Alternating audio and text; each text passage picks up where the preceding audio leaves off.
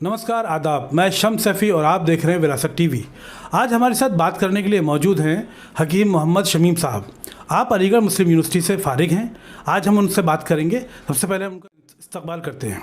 शमीम साहब का बहुत बहुत इस्तकबाल है हमारे प्रोग्राम में। हाँ, शुक्रिया। 2016 में इसकी बुनियाद रखी गई है और इसकी बुनियाद रखने की वजह यह है कि जो आजकल बहुत सारे लोग एक अच्छा यूनानी सेटअप चाहते हैं, तो उनकी रियायत करते हुए ये सेंटर बनाया गया था ताकि वहाँ पे कंप्लीट यूनानी का ट्रीटमेंट दिया जा सके, यूनानी कंसल्टिंग भी की जा सके और रेजिमिनल थेरेपीज़ जो यूनानी में चलती हैं, राइज हैं, जैसे cupping therapy, leech therapy, steam bath है, नतूल है, मसाज थेरेपी वगैरह, जो सारी फैसिलिटीज़ यहाँ पे अवेलेबल हैं। तो ये यहाँ पे अल्हम्दुलिल्लाह यूनानी कंसल्टिंग भी होती है और उसके साथ में सारी थेरेपीज़ मौजूद होती हैं। और यूनानी कंसेप्ट के हिसाब से अगर हम बात करें तो इलाज का 3 तरीक़ा होता है, जो आमतौर से इलाज बिल ग़िज़ा, इलाज बिल दवा, इलाज बिल यद इस नाम से जानते हैं कि ग़िज़ाओं से भी इलाज किया जाता है, दवाओं से भी इलाज किया जाता है और तदबीर से इलाज किया जाता है।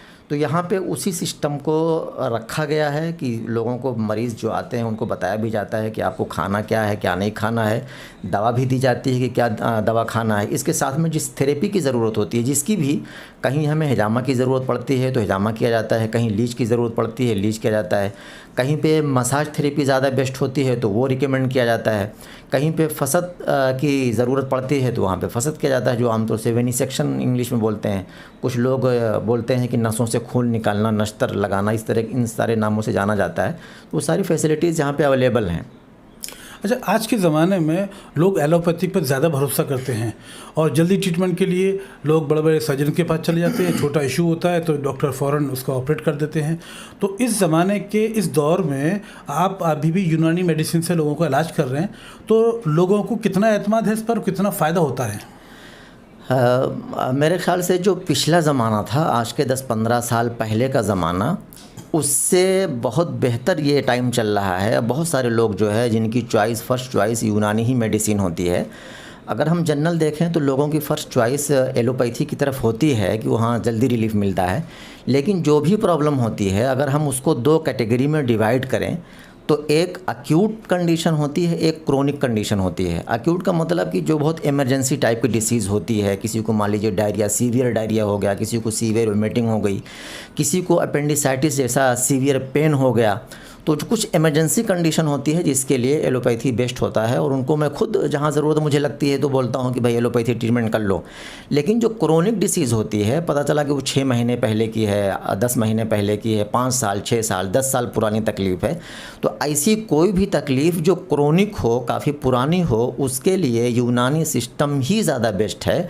ऐसे लोग अगर एलोपैथी ट्रीटमेंट करेंगे तो वो रिज़ल्ट उनको नहीं मिलेगा जो इधर मिलेगा, क्योंकि बहुत सारी तकलीफ़ ऐसी है जिसके लिए बहुत सारे लोग पहले एलोपैथी ट्राई कर लेते हैं और उनको 6 साल, 5 साल, 10 साल इलाज करते करते हो जाता है। उसके बाद वो सोचते हैं कि लाओ अब मैं यूनानी ट्राई कर लूँ, उधर से तो नहीं फ़ायदा हुआ। लेकिन जब यहाँ पे यूनानी में आते हैं तो अल्हम्दुलिल्लाह बहुत सारे लोगों को रिलीफ़ हो जाता है। आजकल लोगों को जैसे लो बैक एक है, अपर बैक एक है, नी जॉइंट है, नेक पेन है, शोल्डर पेन है, हेडेक है, माइग्रेन है, ऐसी बहुत सारी बीमारियां होती हैं जो बहुत ही क्रोनिक होती हैं, काफ़ी दिनों से लगी रहती हैं, साथ नहीं छोड़ती हैं।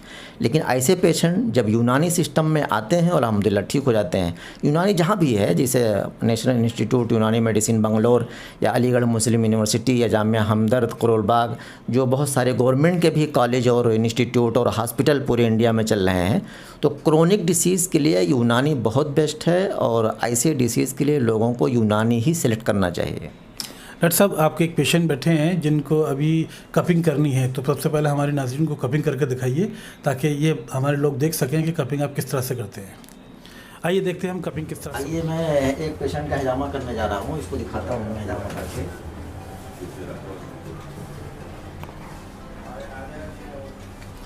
हिजामा करने से पहले, जिसमें ख़ास तौर से हम वेट कपिंग करते हैं, जिसमें ब्लड निकलता है, तो उसको करने के लिए ज़रूरी होता है कि उसमें हम स्पिरिट वगैरह से इसको साफ़ करें ताकि जो है बिल्कुल कोई इन्फेक्शन वगैरह ना रहे, साफ़ हो जाए। उसके बाद इसको साफ़ करके फिर हम इस पर कप अटैच करेंगे।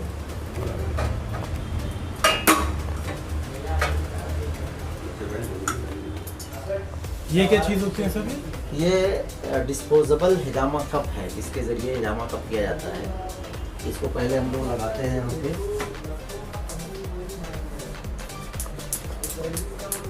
ये एक मशीन है जो पंप कहलाती है और इसी के ज़रिए वैक्यूम बनता है इसमें। अच्छा, ये कांच का होता है क्या? नहीं, ये प्लास्टिक का होता है। अच्छा,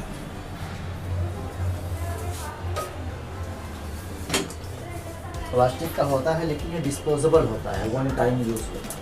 अच्छा, ये 3 पार्ट में जो आपने लगाया है ये हाँ, 3 कप, तो इसका क्या मकसद क्या है 3 जगह लगाने का?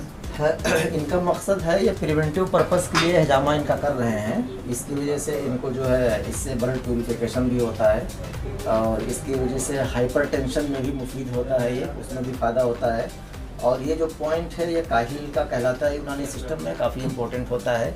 ये अपर बैक और हेड दोनों को कवर करता है और ये सुन्नत का पॉइंट भी लोग जानते हैं, इसलिए भी इसको लोग वैल्यू देते हैं ज़्यादा। तो ये इम्पोर्टेंट होता है क्योंकि ये सर्किल का हैसियत ये इसकी होती है जो हेड और अपर बैक को दोनों को कवर करता है ये। अच्छा, ये जो आपने कप लगाए हैं, ये बीच में से ये स्किन एकदम ऊपर आ गई है, तो ये हाँ। स्किन ऊपर इस तरह से कैसे आ जाती है, क्या मकसद है इसका?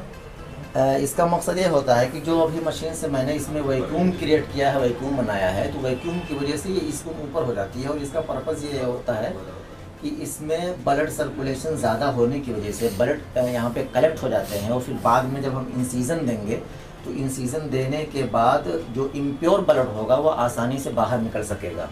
एक फ़ायदा तो ये भी होता है। दूसरा फ़ायदा ये भी होता है कि यहाँ पे बहुत सारा ब्लड कलेक्ट होता है, जिसकी वजह से और नेगेटिव प्रेशर की वजह से भी ये हल्का सा सुन्न हो जाता है। तो फिर बाद में जब यहाँ हम ब्लेड लगाते हैं तो बहुत ज़्यादा पेन नहीं होता है। ज़ोहैर रिजवी साहब, ये आपके जो अभी हकीम साहब ने कप लगाए हैं पीछे, इससे आपकी स्किन ऊपर की तरफ आ गई है, क्या आपको इस दौरान कोई तकलीफ हुई? नहीं, जब डॉक्टर साहब ने इसको जब वैक्यूम किया है, जब इसका वैक्यूम बन रहा था तो हल्का हल्का दर्द स्टार्ट हुआ था। नाउ इट्स मुझे ऐसा लग रहा है कि इट्स स्लोविंग समथिंग, यानी कहीं से कुछ खींच के आ रहा है, यहाँ पे बॉडी में ऐसा फील हो रहा है। I don't know what exactly, but it feel something, I am getting to understand this.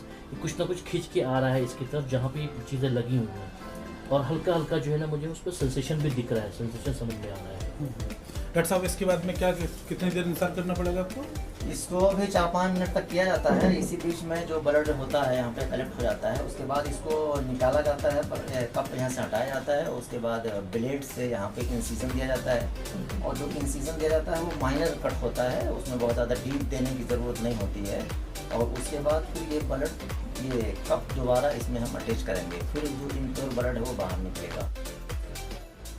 अभी जो कप मैंने यहाँ पे लगाया था, इसको लगाए हुए 4-5 मिनट हो गए हैं, तो अब इसको मैं निकालने जा रहा हूँ। उसके बाद ब्लेड से इंसिजन दूंगा और उसके बाद फिर दोबारा इसको यहाँ पे लगाया जाएगा।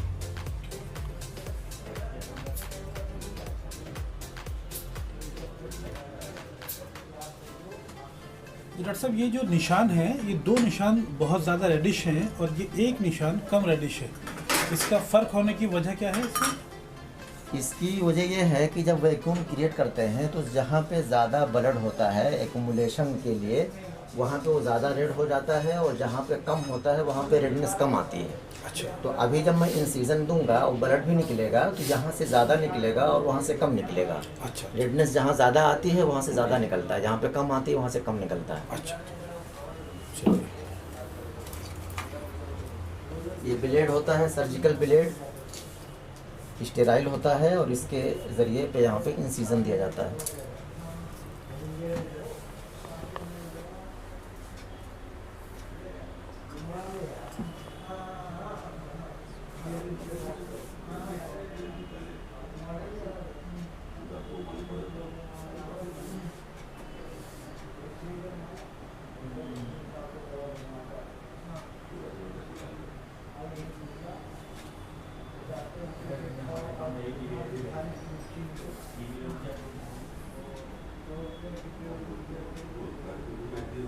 ये इसमें कट लगा रहे हैं आप, जी।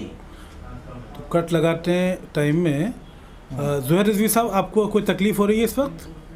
नहीं, हल्का सा लग रहा है कि कुछ इसमें कुछ चींटी काट रहा है, कुछ हल्का सा, कुछ हल्का हल्का कुछ लग रहा है। वो इट्स गुड ऑल्सो, वो ऐसा कुछ नहीं दिख रहा है।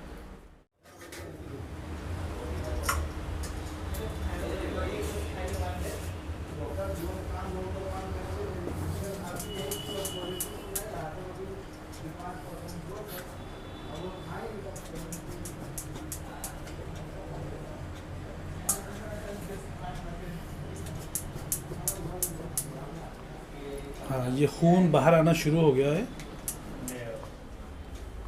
तो इसकी जो मिकदार होती है वो कैसे तय होती है कि कितना खून बाहर आने तक इसको आप रोकेंगे, इंतज़ार करेंगे इसका? इंतज़ार करने का टाइम 4-5 मिनट का टाइम होता है, उसके बाद ये ऑटोमेटिक बंद हो जाता है। लेकिन अगर किसी में उससे भी ज़्यादा टाइम तक अगर ब्लड निकलता रहता है तो उतने टाइम तक इंतज़ार करते हैं। आमतौर से इसमें BTCT जो ब्लीडिंग टाइम प्रोटीन टाइम एक टेस्ट होता है ना, उसको भी हम लोग कभी कभार उसकी ज़रूरत होती है कि कराया जाए। और ब्लीडिंग टाइम एक एवरेज टाइम देखा जाए तो ये 5-6 मिनट ही होता है, उसमें बंद हो जाता है। अच्छा।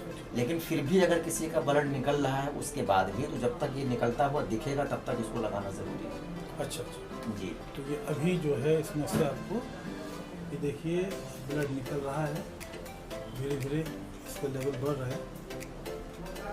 किसी किसी को ब्लड थोड़ा ज़्यादा निकलता है, किसी किसी को कम निकलता है, और इनको जो मैंने लगाया है इनका कम ही निकलेगा। और पहले भी शुरू ही में मैंने बताया था कि इनका जो हिजामा है वो प्रिवेंटिव पर्पस के लिए है। अगर इससे रिलेटेड कोई इनको प्रॉब्लम होती जिसमें कंजेशन होता, एक्यूमुलेशन ऑफ ब्लड ज़्यादा होता, इम्प्योर ब्लड वहाँ पे कलेक्ट ज़्यादा होता, जिसकी वजह से इनको तकलीफ हो रही होती, तो हिजामा की कंडीशन में ब्लड भी ज़्यादा निकलता। लेकिन इनको कोई प्रॉब्लम नहीं है, ये सिर्फ प्रिवेंटिव पर्पस के लिए हिजामा कराना चाहते हैं कि फ्यूचर में हमें कोई ब्लड से रिलेटेड, टॉक्सिसिटी से रिलेटेड कोई प्रॉब्लम ना हो, इसलिए बहुत ज़्यादा ब्लड भी इनका नहीं निकल रहा है। छोटी मोटी जो प्रॉब्लम होंगी वो इससे दूर हो जाएगी। जी। इंसीजन देने के बाद दोबारा जब हमने कप लगाया है तो ये 6-7 मिनट हो गए हैं। अब इसको मैं रिमूव करने जा रहा हूँ।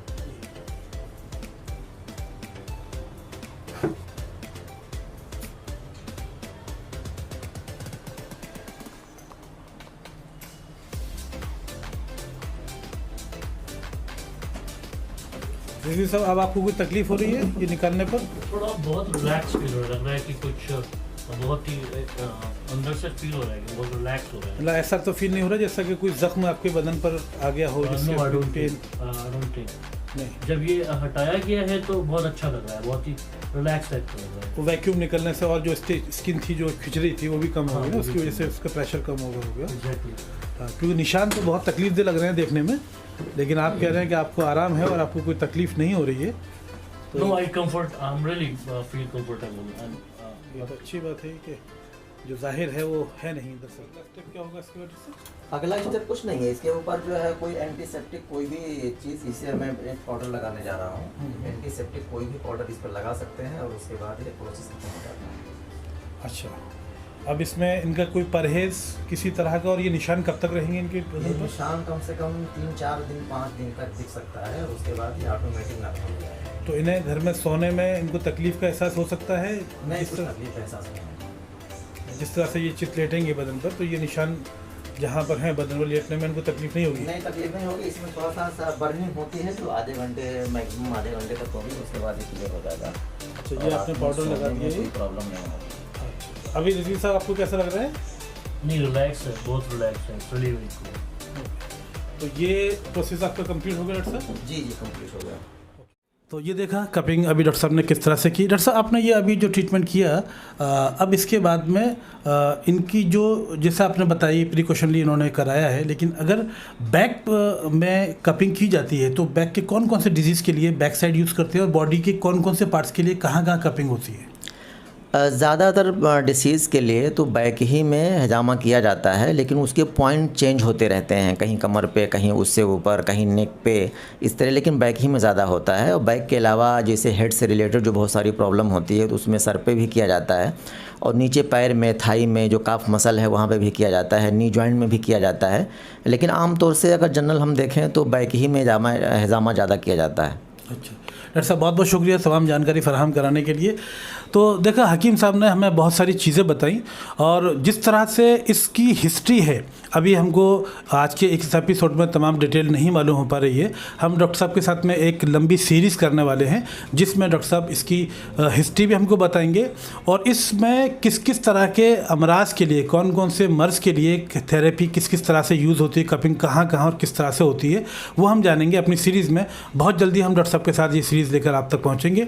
तब तक के लिए आप देखते रहिए विरासत टीवी। आपकी पसंद, आप लाइक कीजिए, सब्सक्राइब कीजिए, और रिक्वेस्ट है कि लोगों को शेयर करके उनसे भी सब्सक्राइब कराइए। Thank you so much.